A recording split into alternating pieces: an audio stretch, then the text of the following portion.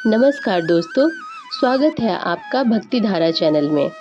आज हम सुनने जा रहे हैं एक ऐसी सच्ची और प्रेरणादायक कथा जो यह सिद्ध करती है कि श्रद्धा, भक्ति और संकल्प से भगवान शिव हर असंभव को संभव बना देते हैं।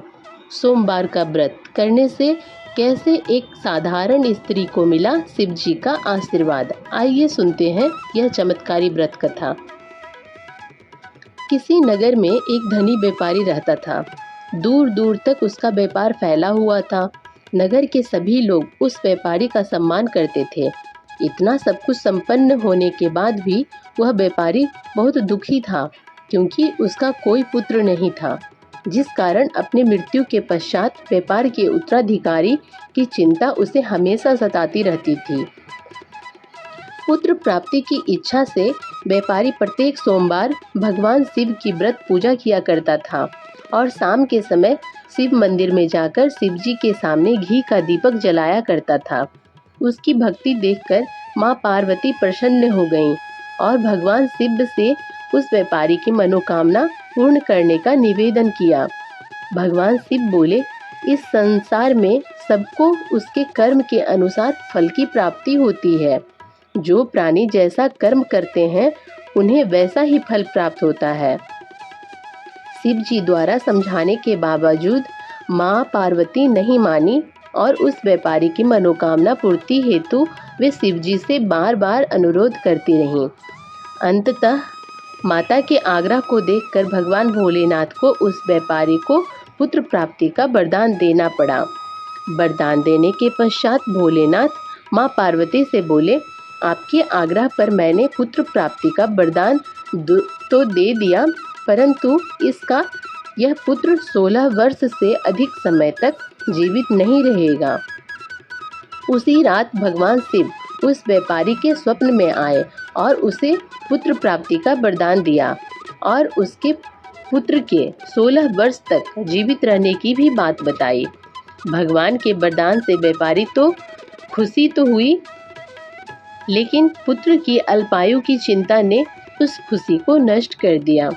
व्यापारी पहले की तरह सोमवार के दिन भगवान शिव का विधि व्रत करता रहा। कुछ महीनों के बाद उसके घर एक अति सुंदर बालक ने जन्म लिया और घर में खुशियां ही खुशियां भर गईं। बहुत धूमधाम से पुत्र जन्म का समारोह मनाया गया, परंतु व्यापारी को पुत्र जन्म की अधिक खुशी नहीं हुई, क्योंकि उसे पुत्र की अल्प आयु के रहस्य का पता था। जब पुत्र 12 वर्ष का हुआ तो व्यापारी ने उसे उसके मामा के साथ पढ़ने के लिए वाराणसी भेज दिया। लड़का अपने मामा के साथ शिक्षा प्राप्ति हेतु चल दिया।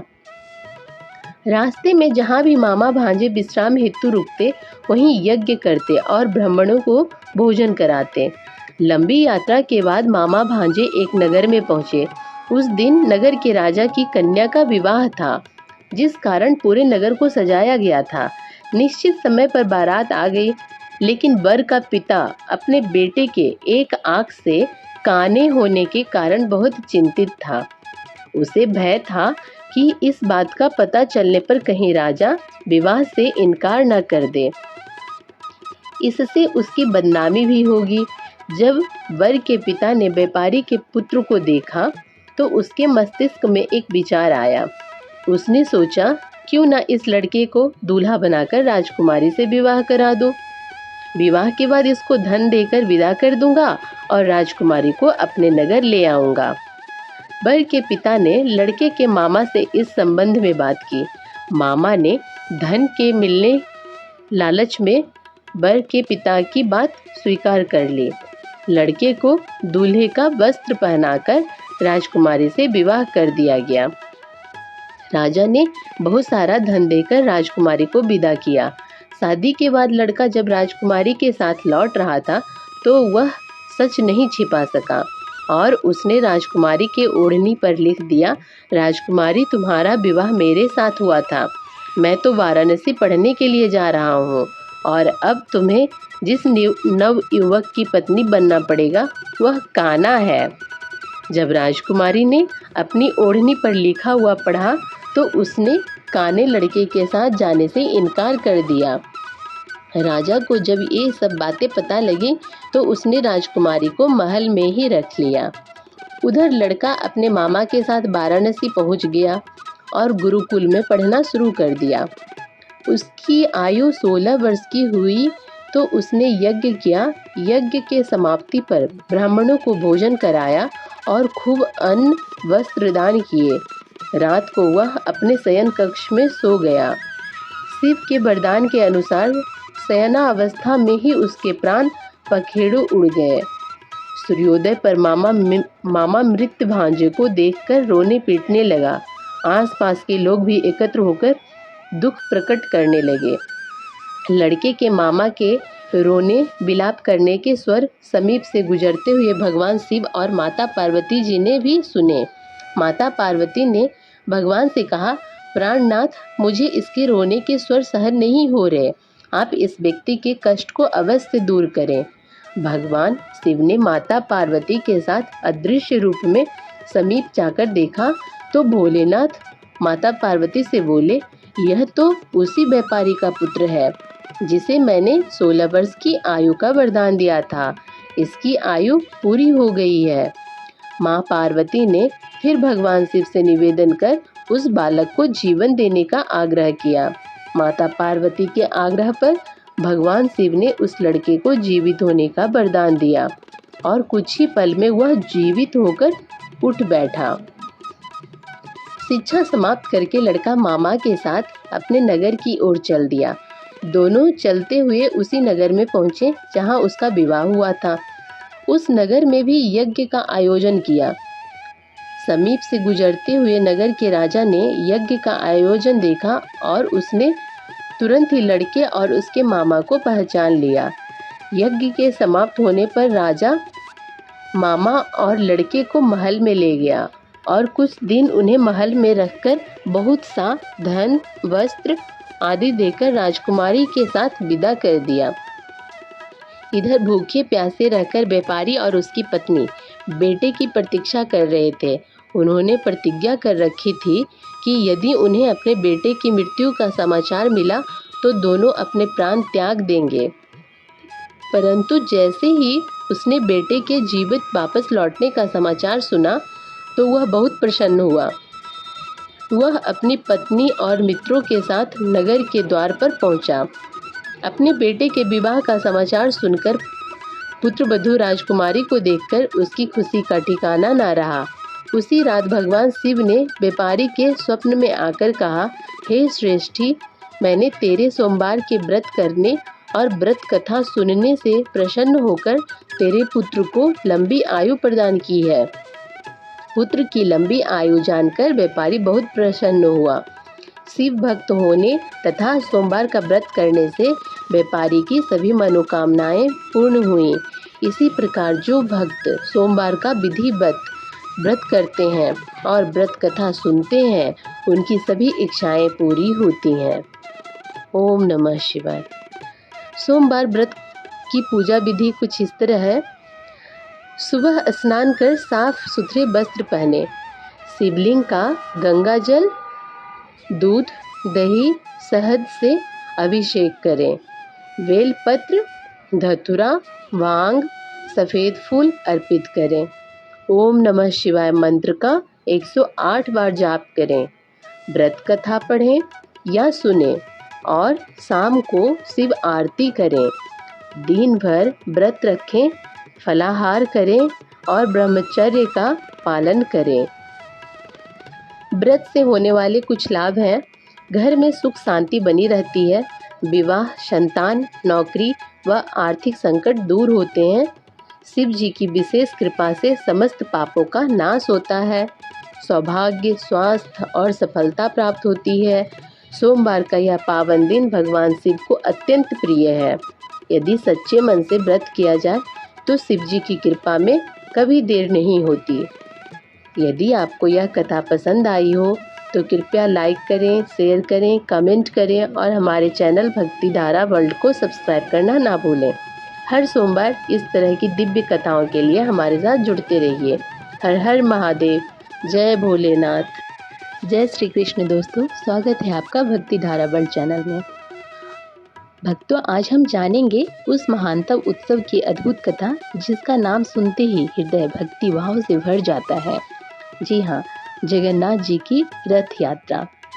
यह केवल एक यात्रा नहीं, यह एक ऐसा अलौकिक आयोजन है जहाँ स्वयं भगवान अपने भक्तों के बीच सड़क पर उतरते हैं। तो आइए इस अद्भुत लीला की कथा में डूब जाते हैं। पुरी में स्थित जगन्नाथ मंदिर भगवान विष्णु के अवतार श्री कृष्ण, बलराम और सुभद्रा जी को समर्पित है। यह मंदिर एक दिव्य शक्ति का केंद्र है। भगवान जगन्नाथ का अर्थ होता है संपूर्ण जगत के नाथ। भगवान श्री कृष्ण जब इस धरती से अपने धाम लौटे तब द्वारिका के निवासी विलाप में डूब गए। उनके पार्थिव शरीर का रहस्य और उससे जुड़ा दिव्य संकेत बाद में पुरी के राजा इंद्रदुम्न को स्वप्न में प्रकट हुआ। राजा इंद्रदुम्न को स्वप्न में भगवान ने आदेश दिया कि वो नील माधव की खोज करें। कई प्रयासों के बाद नील माधव के दर्शन हुए, परंतु वो लुप्त हो गए। फिर समुद्र से एक दिव्य लकड़ी प्रकट हुई। यह वही दिव्य काष्ठ था जिससे भगवान की मूर्तियां बननी थीं। भगवान स्वयं एक वृद्ध बढ़ई के रूप में आए और शर्त रखी, जब तक मैं मूर्तियां बनाऊंगा कोई दरवाजा नहीं खोलेगा। 21 दिन तक वो बंद कमरे में कार्य करते रहे, लेकिन रानी ने अधीर होकर दरवाजा खोल दिया। उस समय मूर्तियां अधूरी थी। भगवान जगन्नाथ, बलभद्र और सुभद्रा बिना हाथ पैरों के थे। लेकिन तभी आकाशवाणी हुई, हे राजन, यही मेरी वास्तविक रूप है। यही मेरे भक्तों के लिए साक्षात दर्शन योग्य स्वरूप होगा। हर वर्ष आषाढ़ शुक्ल पक्ष की द्वितीया तिथि को भगवान 3 भव्य रथों में सवार होकर गुड़िचा मंदिर जाते हैं। यह यात्रा 9 दिन की होती है और इसे रथ यात्रा कहते हैं। यह जगन्नाथ जी की मौसी के घर की यात्रा मानी जाती है। 3 रथ। पहला रथ भगवान जगन्नाथ का नंदी घोष, यह 16 पहियों का है। बालभद्र का ताल ध्वज, यह 14 पहियों का। तीसरा सुभद्रा का दर्प दलन, ये 12 पहियों का।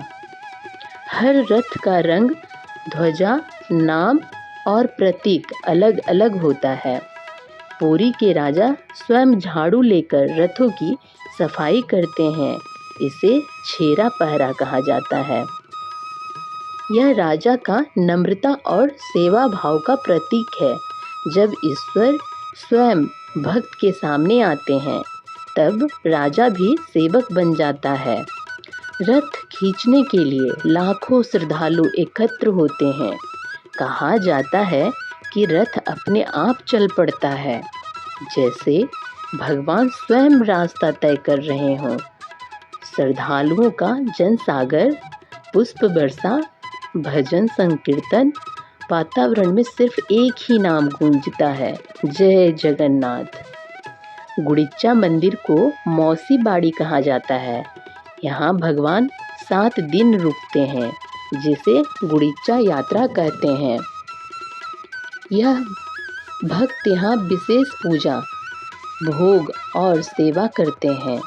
इसके बाद रथ पुनः वापस मंदिर लौटते हैं, जिसे बहुधा यात्रा कहते हैं। पुरी मंदिर का महाप्रसाद विश्व प्रसिद्ध है। कहा जाता है कि जो एक बार भी इस प्रसाद को ग्रहण कर लेता है, उसके पाप नष्ट हो जाते हैं और जीवन में शुद्धता आती है। यह प्रसाद अनादि और अखंड है।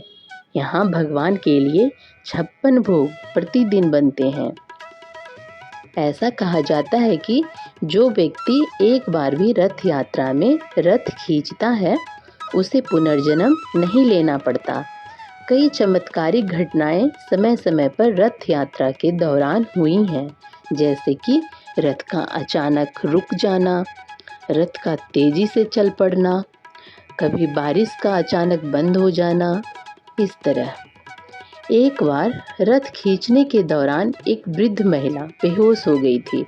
कहा जाता है भगवान स्वयं उतरकर उसके पास पहुँचे।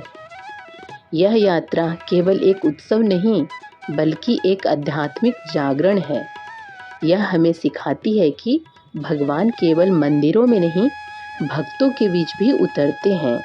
यह यात्रा जीवन की यात्रा का प्रतीक है, एक अस्थायी विश्राम, गुड़ीचा और फिर वापसी अपने स्वरूप की ओर, यानी जगन्नाथ मंदिर। रथ यात्रा के दिन प्रातः स्नान करके व्रत रखना चाहिए। भगवान कृष्ण या जगन्नाथ जी का स्मरण करना चाहिए। 108 बार जय जगन्नाथ का जाप करें। रथ यात्रा की कथा सुने और दूसरों को सुनाएं। यदि संभव हो तो रथ यात्रा दर्शन के लिए जाएं या फिर ऑनलाइन भी देख सकते हैं। प्रसाद के रूप में खिचड़ी, पूरी, सब्जी, खीर बनाएं और भगवान को अर्पित करें। इससे पापों का नाश होता है, जन्म जन्मांतर के कष्ट समाप्त होते हैं, मोक्ष की प्राप्ति होती है, परिवार में सुख शांति और समृद्धि आती है। रथ यात्रा भगवान जगन्नाथ की करुणा और उनके भक्तों के प्रति प्रेम का प्रतीक है। यह उत्सव हमें सिखाता है कि भगवान कभी भी अपने भक्तों को अकेला नहीं छोड़ते। तो इस रथ यात्रा पर हम भी अपने जीवन के रथ को ईश्वर की ओर मोड़ें और उन्हें जीवन के हर मोड़ पर सारथी बनाएं। जय जगन्नाथ स्वामी। हे प्रभु, आप सदैव हमारे जीवन पथ में दृष्टि पथ पर बने रहें। इसी कामना के साथ आज के लिए इतना ही। अगर आपको वीडियो पसंद आया हो तो लाइक, शेयर और सब्सक्राइब जरूर करें। हर हर महादेव। जय जगन्नाथ। जय संतोषी माँ। आज हम आपको सुनाने जा रहे हैं वो कथा जो केवल एक कथा नहीं, बल्कि श्रद्धा, भक्ति और चमत्कार का जीवंत प्रमाण है। ऐसी कथा जिसने भी सच्चे मन से सुना, उसकी हर मनोकामना पूर्ण हुई। चाहे घर में क्लेश हो, धन की कमी हो या मन में दुख हो, संतोषी माता की कृपा से सब शांत हो जाता है। कहते हैं जहाँ संतोषी माता की पूजा होती है, वहाँ संतोष, सुख और समाधान अपने आप आ जाते हैं। तो आइए आज मन, वचन और आत्मा से जुड़ते हैं माँ संतोषी की अमर कथा से, जो आपके जीवन को भी बदल सकती है। एक बार सच्चे मन से सुन लीजिए, शायद यही वो पल हो जब आपकी हर समस्या का समाधान माँ संतोषी स्वयं दे दे। जय जय संतोषी माता। अगर आप शुक्रवार का व्रत करते हैं तो शुक्रवार की व्रत कथा अवश्य सुननी या पढ़नी चाहिए। ऐसा करने से माता की पूजा अर्चना संपूर्ण होती है। इस वीडियो में हम आपको संपूर्ण व्रत कथा के बारे में बताएंगे। आइए जानते हैं शुक्रवार की व्रत कथा के बारे में। एक गांव में एक बुढ़िया रहती थी जिसके 7 बेटे थे। 6 बेटे कमाने वाले थे और एक बेटा निकम्मा था। बुढ़िया माँ 6 पुत्रों का जूठन 7वें पुत्र को देती थी। 7वां पुत्र एक दिन अपनी पत्नी से बोला, देखो मेरी माता का मुझ पर कितना प्रेम है। वह बोली, क्यों नहीं, सबका जूठा बचा हुआ तुमको जो खिलाती है। वह बोला, जब तक आंखों से ना देखे नहीं मान सकता। पत्नी ने हंसकर कहा, देख लोगे तब तो मानोगे। कुछ दिन बाद एक बड़ा त्योहार आया। घर में 7 प्रकार के भोजन और चूरमा के लड्डू बने। वह पत्नी की बात को जांचने के लिए सिर दर्द का बहाना बनाकर पतला कपड़ा सिर पर ओढ़कर रसोई में जाकर सो गया और कपड़े में से सब देखता रहा। 6 भाई भोजन करने आए। उसने देखा माँ ने उनके लिए सुंदर सुंदर आसन बिछाए, 7 प्रकार की रसोई परोसी और आग्रह करने पर कर उन्हें भोजन कराती रही। वह देखता रहा। 6 भाई भोजन कर उठ गए। तब माँ ने उनकी 5 थालियों में से लड्डुओं के टुकड़ों को उठाया और एक लड्डू बनाया। जूठन साफ कर माँ ने उसे पुकारा, उठ बेटा उठ, तेरे भाइयों ने भोजन कर लिया, तू भी उठकर भोजन कर ले। उसने कहा, माँ मुझे भोजन नहीं करना, मैं परदेश जा रहा हूँ। माता ने कहा, कल जाना हो तो आज ही चले जा। वह बोला, हाँ हाँ जा रहा हूँ। यह कहकर वह घर से निकल गया। चलते समय उसे पत्नी की याद आई। वह गौशाला में कंडे थाप रही थी। वहां जाकर वह बोला, मेरे पास तो कुछ नहीं है, यह अंगूठी है सो ले लो और अपनी कोई निशानी मुझे दे दो। वह बोली, मेरे पास क्या है, यह गोबर भरा हाथ है। यह कहकर पत्नी ने उसकी पीठ पर गोबर की हाथ की थाप मार दी। वह चल दिया। चलते चलते दूर देश में पहुंचा। वहां एक साहूकार की दुकान थी। वहां जाकर बोला, सेठ जी मुझे नौकरी पर रख लो। साहूकार को नौकर की सख्त जरूरत थी। साहूकार ने कहा, काम देखकर तनख्वाह मिलेगी। उसने कहा, सेठ जी जैसा आप ठीक समझें। उसे साहूकार के यहाँ नौकरी मिल गई। वह वहाँ दिन रात काम करने लगा। कुछ दिन में दुकान का लेन देन, हिसाब किताब, ग्राहकों को माल बेचना, सारा काम करने लगा। साहूकार के 7-8 नौकर थे। वे सब चक्कर खाने गए, लेकिन उसने अपनी लगन, परिश्रम और ईमानदारी से सभी को पीछे छोड़ दिया। उसे अपने किए का फल मिला। सेठ ने भी उसका काम देखा और 3 महीने में ही उसे मुनाफे में साझेदार बना लिया। परिश्रम करते करते 12 वर्ष में ही वह नगर का नामी सेठ बन गया और सेठ अपना सारा कारोबार उस पर छोड़कर बाहर चला गया।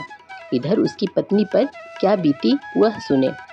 सास ससुर उसे दुख देने लगे। गृहस्थी का काम करवाकर उसे लकड़ी लेने जंगल में भेजते। इस बीच घर की रोटियों के आटे से जो भूसी निकलती उसकी रोटी बनाकर रख दी जाती और फूटे नारियल की नरेली में पानी दिया जाता। इस तरह 3 बीतते रहे। एक दिन वह जब जंगल में लकड़ी लेने जा रही थी, तब उसे रास्ते में बहुत सी स्त्रियां संतोषी माता का व्रत करती दिखाई दी। यह वहां खड़ी होकर पूछने लगी, बहनों यह तुम किस देवता का व्रत करती हो और इसके करने से क्या फल होता है? इस व्रत के करने की क्या विधि है? यदि तुम अपने इस व्रत का विधान मुझे समझा कर कहोगी तो मैं तुम्हारा बड़ा एहसान मानूंगी। उनमें से एक स्त्री बोली, सुनो, यह संतोषी माता का व्रत है।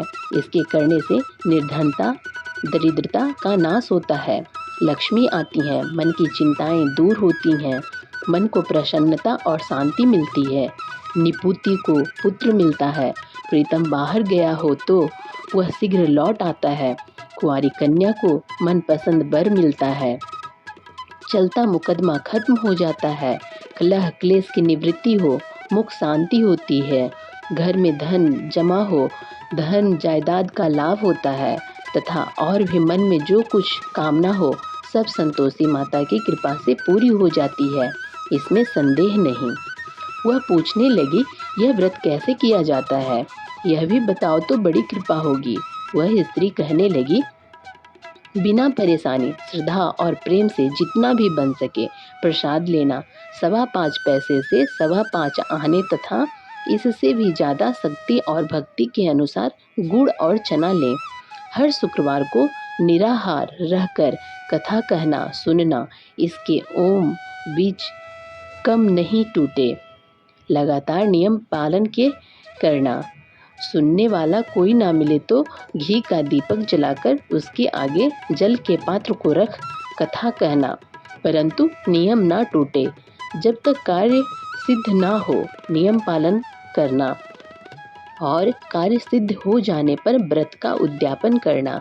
3 मास में माता पूरा फल प्रदान करती हैं।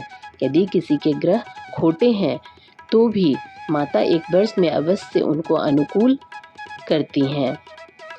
कार्य सिद्ध होने पर ही उद्यापन करना चाहिए, बीच में नहीं।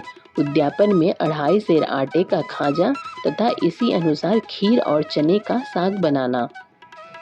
8 बच्चों को भोजन कराना।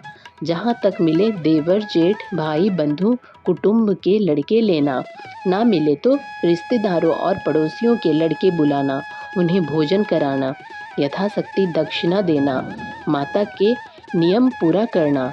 ध्यान रखना उस दिन घर में कोई खटाई ना खाए। यह सुन वह वहाँ से चल दी। रास्ते में लकड़ी के बोझ को बेच दिया और उन पैसों में गुड़ चना लेकर माता के व्रत की तैयारी करने लगी। रास्ते में संतोषी माता के मंदिर में जहाँ माता के चरणों में लौटने लगी, विनती करने लगी, माँ मैं दीन हूँ, निपट मूर्ख हूँ, व्रत के नियम कुछ जानती नहीं, मैं बहुत दुखी हूँ, हे माता मेरा दुख दूर कर, मैं तेरी शरण में हूँ। माता को दया आई। एक शुक्रवार बीता कि दूसरे शुक्रवार को ही उसके पति का पत्र आया और तीसरे शुक्रवार को उसका पैसा भेजा हुआ आया। यह देखकर जेठानी मुंह सिकोड़ने लगी। इतने दिनों बाद इतना पैसा आया, इसमें क्या बड़ाई है। लड़के ताने देने लगे। काकी के पास अब पत्र आने लगे, रुपया आने लगा। अब तो काकी की खातिर बढ़ेगी, अब तो काकी बुलाने से भी नहीं बोलेगी। बेचारी सरलता से कहती है, भैया पत्र आए, रुपया आए तो हम सबके लिए अच्छा है। ऐसा कहकर आंखों में आंसू भरकर संतोषी माता के मंदिर में आकर मातेश्वरी के चरणों में गिरकर रोने लगी। माँ, मैंने तुमसे पैसा नहीं मांगा, मुझे पैसे से क्या काम, मुझे तो अपने सुहाग से काम है। मैं तो अपने स्वामी के दर्शन और सेवा मांगती। तब माता ने प्रसन्न होकर कहा, जा बेटी, तेरा स्वामी जल्दी ही आएगा।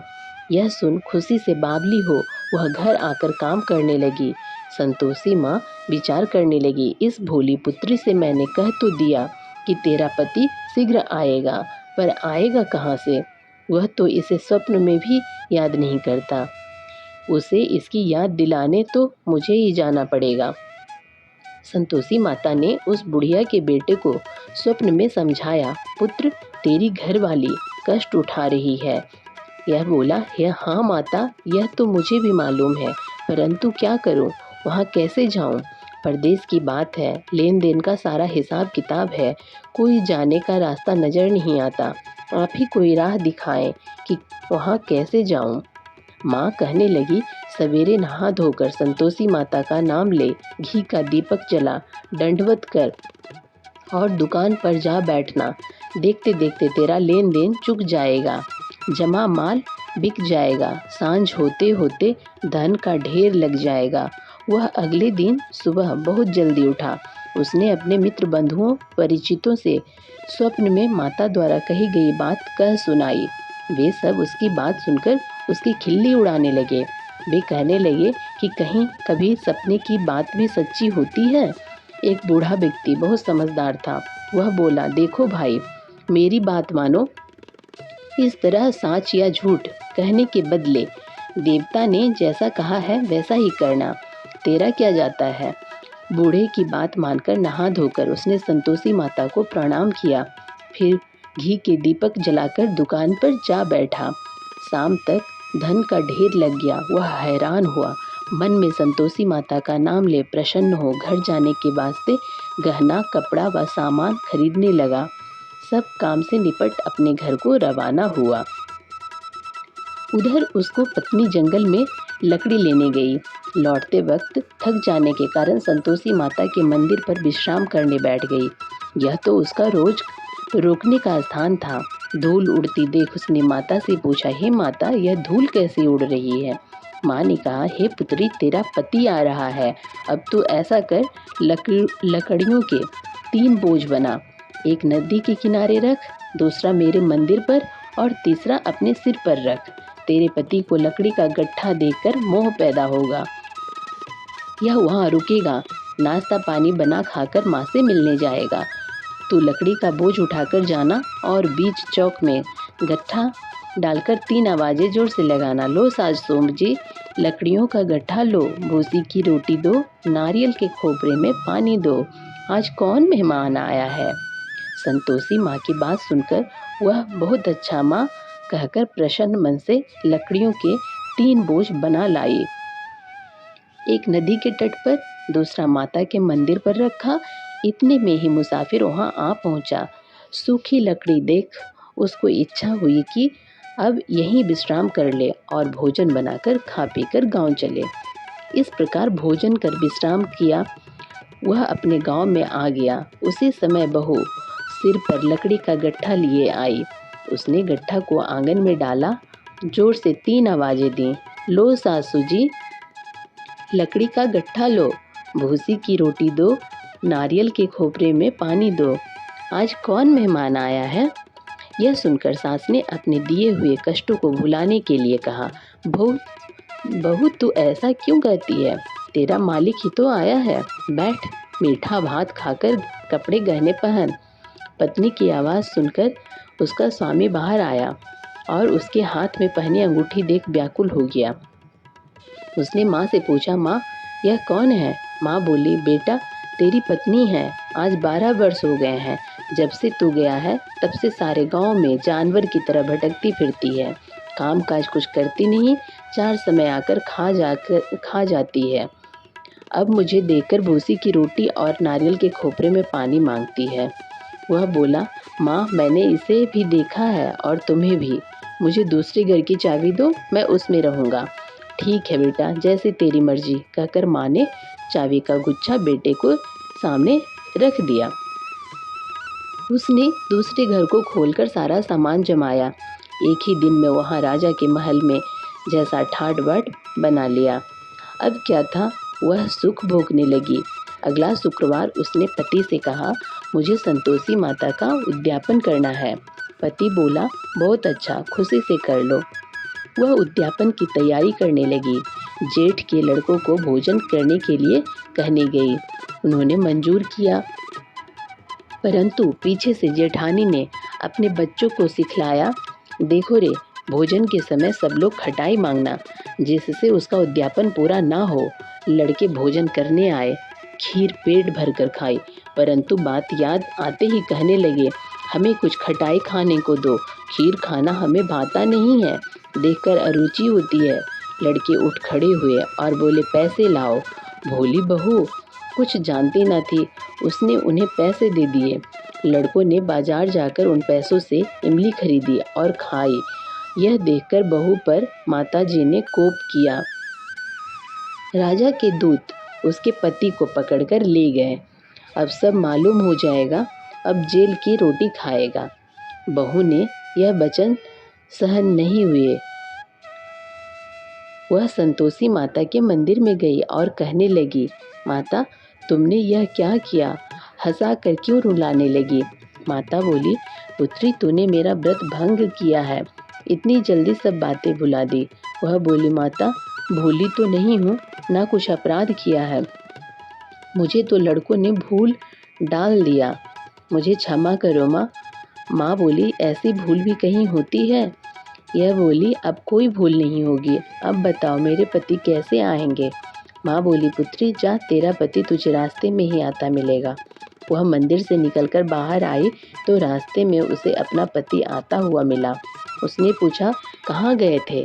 वह बोला, इतना धन जो कमाया है उसका कर राजा ने मांगा था, वह भरने गया था। वह प्रसन्न होकर बोली, भला हुआ, अब घर चलो। फिर अगला शुक्रवार आया। वह बोली, मुझे माता का उद्यापन करना है। पति ने कहा, ठीक है करो। वह फिर जेठ के लड़कों से भोजन को कहने गई। जेठानी ने लड़कों को सिखा दिया, तुम पहले ही खटाई मांगना। लड़के भोजन करने बैठे, लेकिन भोजन करने से पहले ही कहने लगे, हमें खीर पूरी नहीं भाती, जी बिगड़ता है, कुछ खटाई खाने को दो। यह बोली, खटाई खाने को नहीं मिलेगी, खाना हो तो खाओ। उनके उठकर चले जाने पर उसने ब्राह्मणों के लड़के बुलाकर भोजन करवाया। दक्षिणा की जगह उन्हें एक एक फल दिया। इससे संतोषी माता प्रसन्न हो गईं। माता की कृपा से 9 माह बाद उसको चंद्रमा के समान एक सुंदर पुत्र प्राप्त हुआ। पुत्र को लेकर वह प्रतिदिन संतोषी माता के मंदिर में जाने लगी। माँ ने सोचा कि यह रोज आती है, आज क्यों ना मैं इसके घर चलूं, इसका आसरा देखूं तो सही। यह विचार कर माता ने भयानक रूप बनाया। गुड़ और चने से सना मुख, ऊपर से मुंड के समान होठ, उस पर मक्खियां भिनभिना रही थी। दहलीज में पैर रखते ही उसकी सास चिल्लाई, देखो रे, कोई चुड़ैल डाकनी चली आ रही, लड़कों इसे भगाओ, नहीं तो सबको खा जाएगी। बहू रोशनदान से देख रही थी, वही प्रसन्न हो उठी। आज मेरी माता मेरे घर आई है, यह कहकर दूध पीते बच्चे को गोद उतार दिया। इस पर उसकी सास ने क्रोध से भरकर बोली, अरे कैसी उतावली हुई है, जो बच्चे को पटक दिया। इतने में माँ के प्रताप से जहाँ देखो वहाँ लड़के ही लड़के नजर आने लगे। यह बोली, माँ जी, मैं जिनका व्रत करती हूँ यह वही संतोषी माता है। इतना कह उसने झट से घर के सारे किवाड़ खोल दिए। सबने माता के चरण पकड़ लिए और विनती कर कहने लगे, हे माता, हम मूर्ख हैं, अज्ञानी हैं, तुम्हारे व्रत की विधि हम नहीं जानते। तुम्हारा व्रत भंग कर हमने बड़ा अपराध किया है। हे माता, आप हमारे अपराधों को क्षमा करो। इस प्रकार बार बार कहने पर संतोषी माता प्रसन्न हुई। इसके बाद उसकी सास कहने लगी, हे संतोषी माता, आपने बहू को जैसा फल दिया वैसा ही सबको देना।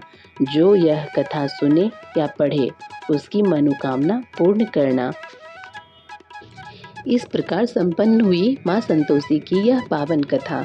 जो भी भक्त इस कथा को श्रद्धा और विश्वास के साथ सुनते हैं, माँ उनकी हर मनोकामना पूर्ण करती हैं।